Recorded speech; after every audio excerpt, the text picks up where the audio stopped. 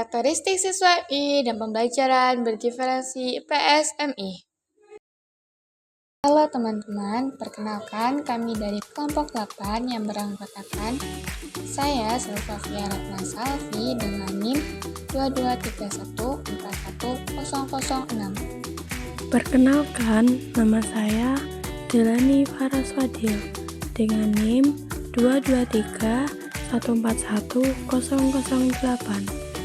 Perkenalkan, saya Rika Alfiana dengan NIM 2231411037. Nah, untuk pokok pembahasan yang akan kita bahas yaitu pengertian karakteristik siswa MI.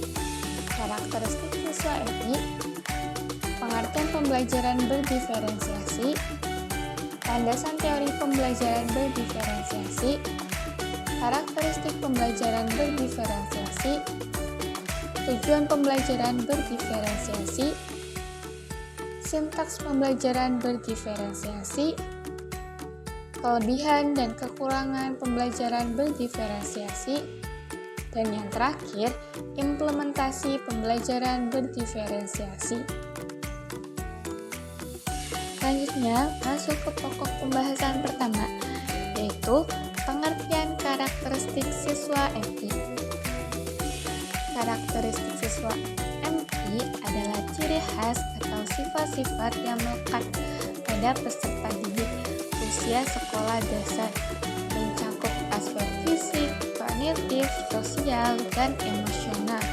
Nah, karakteristik ini mencerminkan tahap perkembangan anak serta dipengaruhi oleh faktor internal atau bawahan dan eksternal, meliputi lingkungan, keluarga, sekolah, dan masyarakat. Bahasan kedua, karakteristik siswa MI. Nah, di sini yang pertama ada kemampuan dasar. Ini meliputi kemampuan kognitif atau intelektual, kemampuan berpikir kritis dan analitis. Nah, kedua, latar belakang sosial dan budaya. Ini meliputi etnik, kultural, status ekonomi, agama, dan gender. Nah, latar belakang ini mempengaruhi sikap dan minat belajar peserta didik. Kemudian yang ketiga, ada perbedaan kepribadian, meliputi sikap, perasaan, minat, motivasi belajar, serta gaya belajar. Nah, jadi setiap peserta didik memiliki kepribadian unik yang mempengaruhi cara mereka berinteraksi dengan materi pembelajaran. Selanjutnya ada perkembangan emosi dan sosial. Ini meliputi peserta didik dapat merasakan berbagai emosi seperti senang, sedih, takut, atau semangat. Kemudian ada kemampuan berinteraksi dengan teman sebaya, juga menjadi bagian dari perkembangan sosial mereka. Kemudian selanjutnya cita-cita dan keyakinan diri. Nah, di sini pandangan hidup ke depan, daya tahan menghadapi tantangan, serta aspirasi hidup. Nah, contoh karakter peserta didik yaitu senang bermain, selalu ingin tahu, mudah terpengaruh, suka meniru, manja, kreatif, keras kepala, suka berhayal, emosi tidak stabil, dan egois. Selanjutnya ada pengertian pembelajaran berdiferensiasi.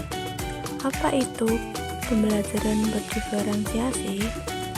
Pembelajaran berdiferensiasi adalah proses mengajar yang dirancang untuk menyesuaikan strategi, materi, dan pendekatan pembelajaran dengan kebutuhan minat, kesiapan belajar, dan gaya belajar masing-masing siswa.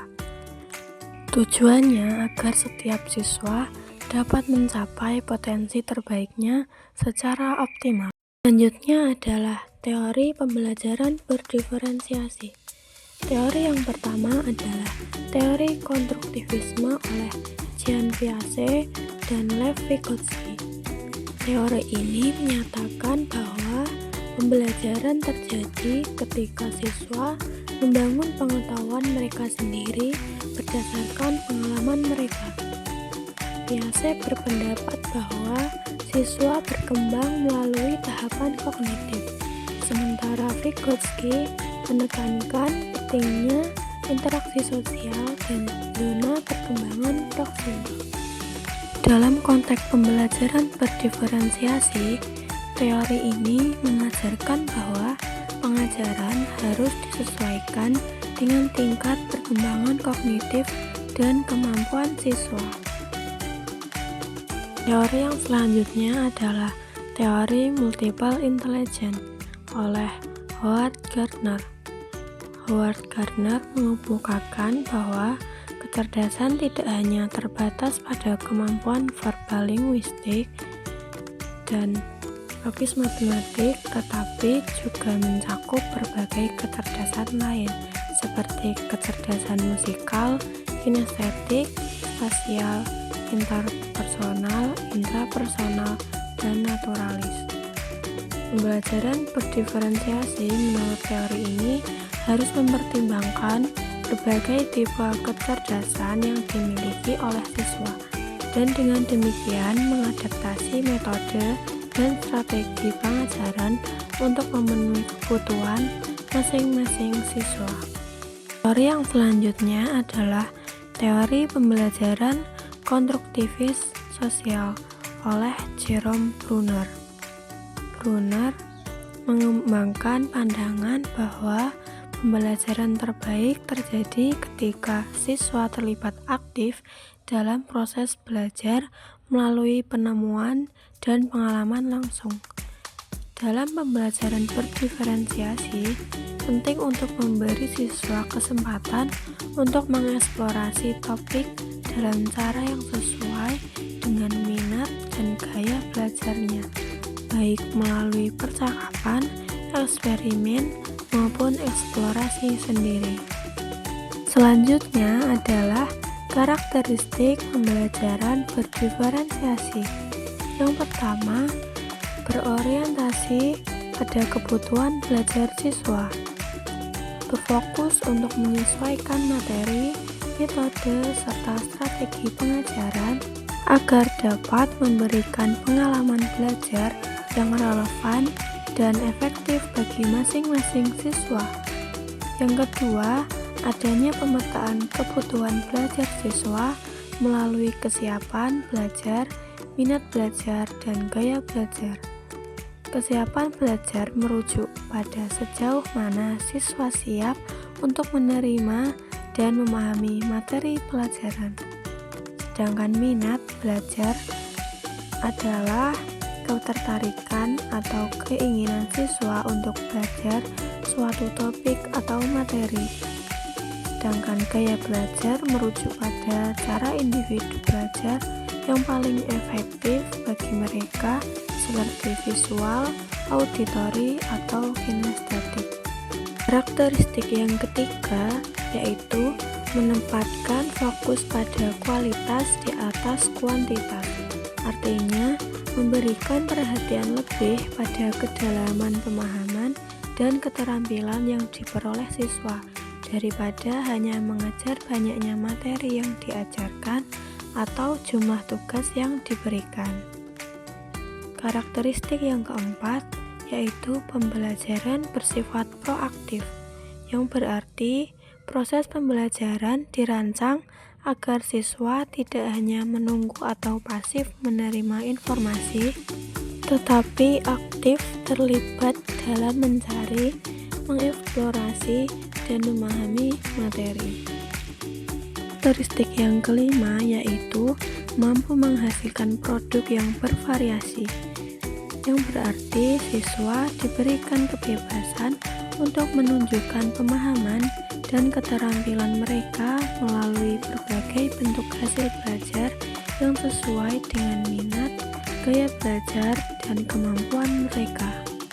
Karakteristik yang keenam yaitu berakar pada asesmen pembelajaran.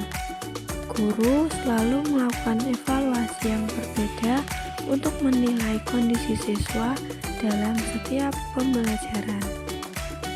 Selanjutnya adalah tujuan pembelajaran berdiferensiasi. Yang pertama, untuk mengakomodasi kebutuhan belajar peserta didik yang berbeda-beda. Yang kedua, untuk meningkatkan motivasi dan hasil belajar siswa. Yang ketiga, untuk membantu siswa menjadi pelajar yang mandiri agar siswa terbiasa menghargai keberagaman. Yang keempat, untuk membantu semua siswa dalam belajar. Hal ini bertujuan untuk mencapai tujuan pembelajaran melalui peningkatan kesadaran terhadap kemampuan siswa.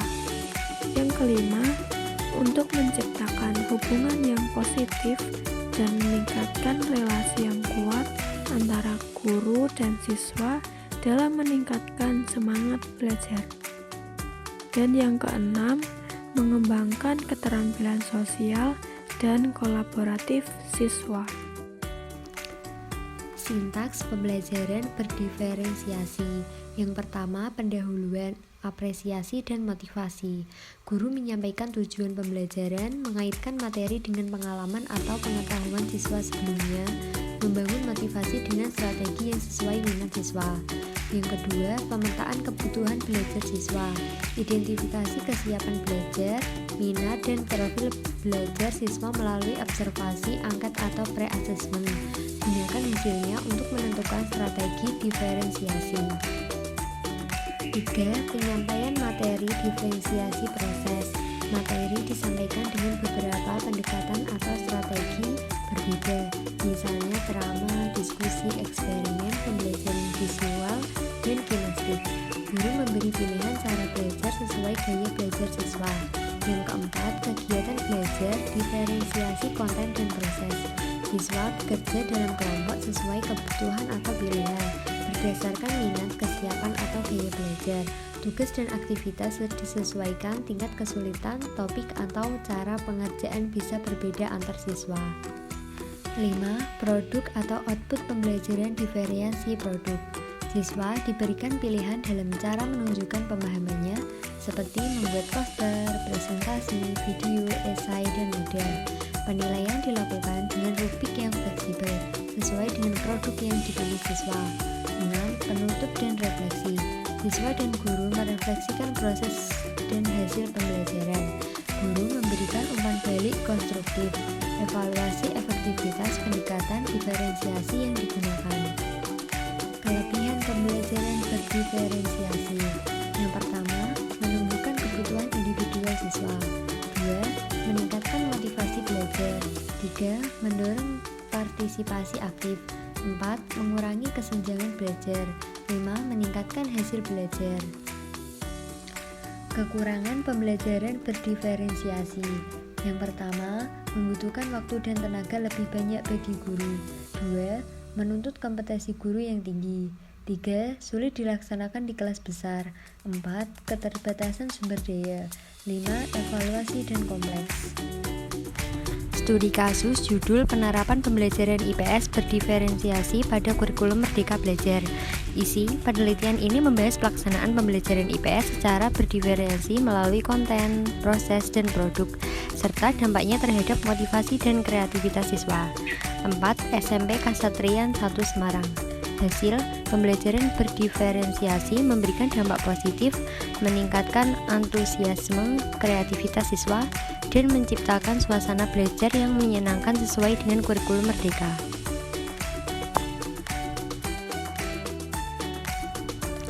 Judul Analisis Penerapan Pembelajaran Berdiferensiasi pada Materi IPS di Sekolah Dasar. Tempat penelitian SD Negeri Pangesangan, Surabaya, khususnya kelas 5A. Isi jurnal ini membahas bagaimana guru menerapkan pembelajaran berdiferensiasi berdasarkan gaya belajar, minat, dan kesiapan siswa dalam pembelajaran IPS. Penelitian ini menggunakan metode kualitatif dengan pendekatan studi kasus, serta data dikumpulkan melalui observasi, wawancara, dan dokumentasi. Hasil, guru berhasil menerapkan pembelajaran berdiferensiasi dengan memodifikasi konten, proses, dan produk pembelajaran sesuai kebutuhan siswa. Siswa dan guru merasakan dampak positif seperti meningkatkan keterlibatan dan pemenuhan kebutuhan belajar. Kendala yang dihadapi guru termasuk paradigma lama siswa tentang pembelajaran yang seragam, serta perubahan gaya belajar siswa yang dinamis. kepala sekolah turut berperan aktif dalam mendukung dan memfasilitasi penerapan pembelajaran berdiferensiasi. Wes,